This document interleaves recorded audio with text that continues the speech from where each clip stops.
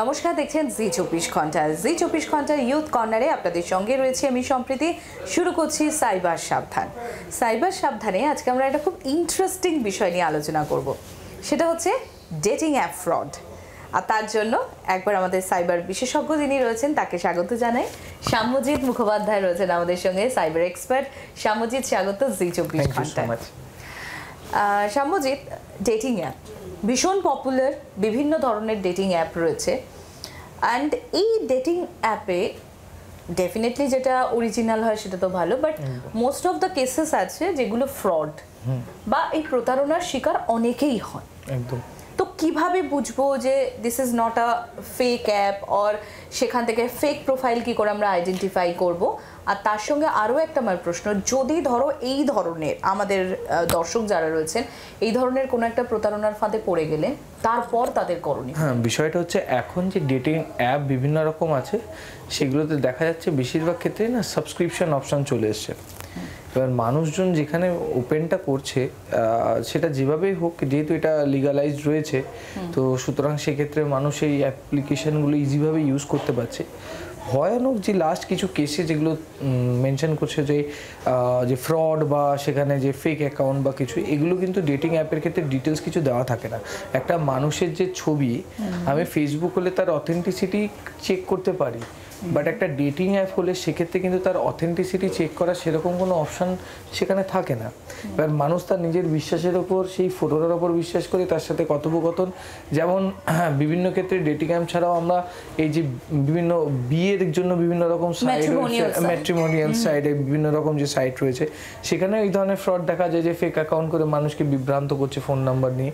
এই ক্ষেত্রে যে ভয়ানক যে বিষয়গুলি দেখা যাচ্ছে কিছু, এবং কলকাতায় কিছু কেস ঘটেওছে, আমরা দেখতে পারি ডেটিং অ্যাপের মাধ্যমে তারা কমিউনিকেশন করে এবং তারা ফিজিক্যালি ডেটের জন্য যাওয়ার জন্য তাদেরকে একটা কমপ্লেক্সের অ্যাড্রেস দেওয়া হয় এবং সেখানে সেই মানুষটি যায়।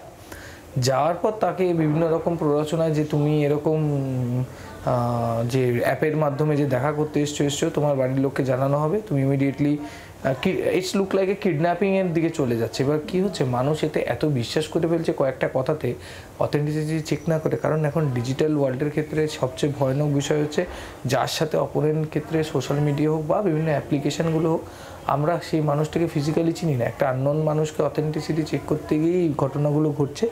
এবং এর সবচেয়ে ভয়াবহ যে কারণটি দেখা দিচ্ছে, প্রচুর মানুষ কিন্তু ভয়ে তাদের কাছ থেকে, তাদের কিন্তু মেন লক্ষ্য মানিটারি ফ্রডটাই করা, এবং এই ভয়গুলো দেখি তাদের কাছ থেকে যে তুমি 10 মিনিটের মধ্যে না দিলে, এরকম কেসেসও আছে। আর একটা থার্ড পয়েন্ট যেটা সব থেকে বেশি ভয়ানক, ফিজিক্যাল ক্ষেত্রে নয় আমি পালিয়ে এলাম বা আমি কোনো রকম অন্য উপায় বের করে সেখান থেকে বেঁচে গেলাম, পুলিশের দ্বারস্থ হয়ে সেখান থেকে নয় বাঁচার উপায় আছে, কিন্তু ডিজিটালি কিছু মানুষ কিছু ক্ষেত্রে এতটাই নিজেকে বিকিয়ে ফেলছে এই ডিজিটাল যুগে, লাইক কোনো রকম রিলেশনশিপে, মানে ভিডিও কলিং, নানা রকম মরফিন করেও কিন্তু তাদের মাধ্যমে এই ধরনের ব্ল্যাকমেলিংগুলো শুরু হচ্ছে। আগে যেটা আমরা সোশ্যাল মিডিয়াতে অনেক আলোচনা হয়, আর এই ফটো মরফিনে ইতিমধ্যেই আমরা আমাদের দর্শকদের কাছে সেই বিষয়টিও আমরা তুলে ধরেছি যে কিভাবে ফটো মর্ফ করা হয় এবং কিভাবে তারপর ব্ল্যাকমেল করা হয়।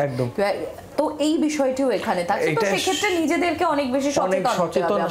দেখুন, ডিজিটাল দুনিয়াতে নিজেকে বাঁচার প্রথম উপায় হচ্ছে নিজেকে সচেতন হওয়া এবং আমার সার্কেলটাকে অনেকটা নোন জায়গায় নিয়ে আসা। আননোন লোকের সাথে যদি আমি পুরো তাকে বিশ্বাস করে ফেলি, তো বিপদ আমার 10 মিনিটের বেশি সময় লাগবে না আমাকে পুরো রকম একদম ভয়ানক সিচুয়েশনে ফেলে দেওয়ার জন্য। যেই ভয়ানক সিচুয়েশনগুলো সাধারণ মানুষ ভুগছে, এতদিন সোশ্যাল মিডিয়াতে তারা ভুক্তভোগী ছিল, এরকম আননোন মানুষ ব্ল্যাকমেলিং করে তাদের কাছ থেকে টাকা নিচ্ছে বা এরকমভাবে নানা প্রতারণার সামনে ফেলছে।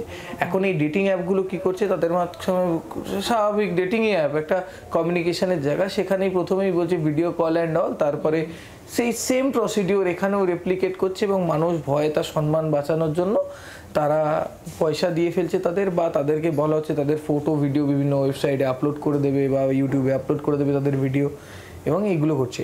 সব থেকে বেশি আমার পক্ষে যে রিসার্চ করে যেগুলো দেখতে পেয়েছি, এই ডেটিং অ্যাপগুলোর ক্ষেত্রে দেখতে হবে যে ফটো আইডেন্টিফাই করা, ফেক অ্যাকাউন্টগুলো দেখবে একটাই ফটো আপলোড করে বসে আছে বা 2, 3, 4টে ফটো আপলোড করেছে, দেখে বোঝা যায় নর্মালি যে ফটোগুলো একদিনের মাথায় 4টে আপলোড করে রেখে দিয়েছে, এবার কটা রিকোয়েস্ট আছে তার উপর বেস করে দেখতে হবে যে আদৌ সেই নামে যে নামটা ওখানে রয়েছে তাকে সোশ্যাল মিডিয়াতে সে তো আরও কিছু ইনফরমেশন দিয়েছে, কোথায় চাকরি করছে, কি করছে না করছে, সেটা অথেন্টিসিটি অন্য আদার 2-3টে সোশ্যাল মিডিয়া লাইক সেই মানুষটা লিঙ্কডিনে আছে কিনা, সেই মানুষটা ফেসবুকে আছে কিনা, সেই মানুষটা ইনস্টাগ্রামে আছে কিনা, মানে একবার ভেরিফাই আদার সাইটসগুলো সেই নেম একদম সেই নেমগুলো দিয়ে এবং তার প্রফেশন বা যে ডিটেলস তারা দিচ্ছে, যদি সে স্টুডেন্ট হয় সেই কলেজের নাম করে সার্চ করে ভেরিফাই করে নেওয়া যে আদৌ সেই মানুষটা আরও অন্য কোনো সাইটে এক্সিস্টিং করছে কিনা এবং সেখানে কি সিচুয়েশন রয়েছে, আদৌ অনেক ফটো দেওয়া নাকি আগের মতো 1-2 ফটো দেওয়া,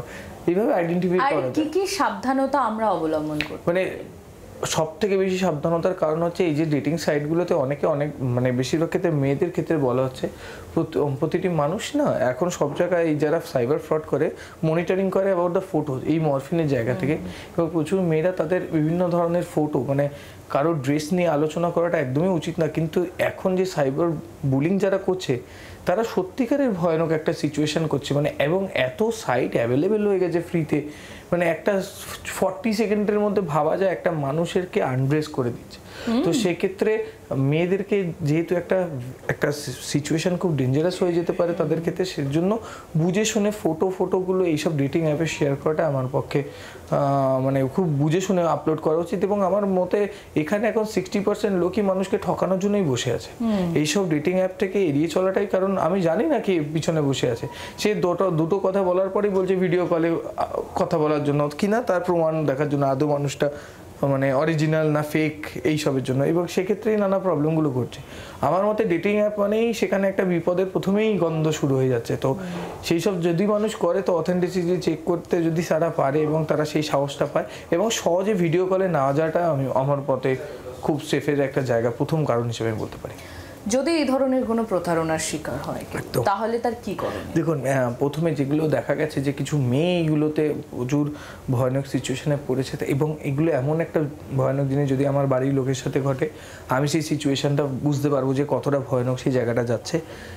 মেয়েদের এখন ভয় পাওয়ার কোনো কারণ নেই। যদি আপনার বাড়ির ওখানে মহিলা পুলিশ থানা না থাকে, অবশ্যই সেন্ট্রাল গভর্নমেন্টের যে পোর্টালটি রয়েছে এখন সেটি খুব এনসিআরপি পোর্টাল আমরা বলি, ন্যাশনাল সাইবার ক্রাইম পোর্টাল, সেই পোর্টালে কিন্তু ইমিডিয়েট বেসিসে ইনফর্ম করাটা এবং সেখানে প্রমাণস্বরূপ যদি আপলোড করতে পারে খুব কম সময়ের মধ্যে কিন্তু থানা থেকে যে মহিলা থানা মানে সেখানে সেই কেস তারা যাচাই করে সেই মহিলা থানা থেকে সাপোর্ট পাবে এবং তারা এই কেসটা নিয়ে খুব ভালোভাবে হ্যান্ডেল করে তাকে তার এই ওয়েবসাইটে যদি একটু ওয়েবসাইটটা হচ্ছে www.cybercrime.gov.in।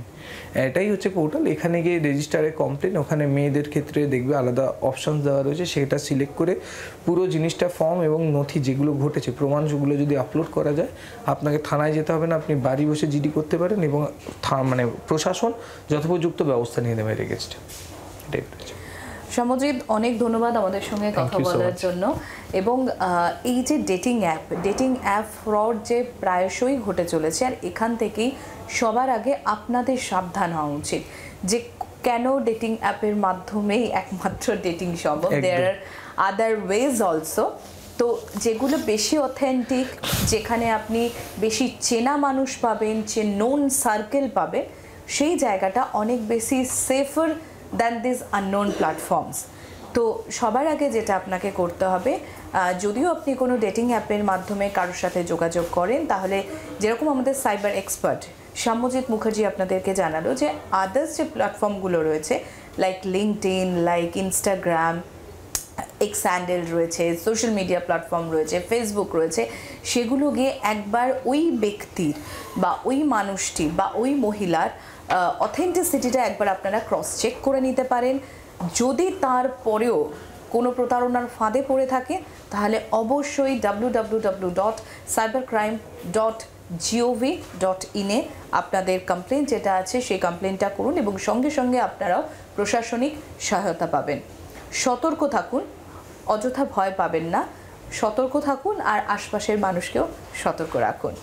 সাইবার সাবধান আজ এখানেই শেষ করব, আবারও দেখা হবে আপনাদের সঙ্গে নেক্সট এপিসোডে। Till then take care.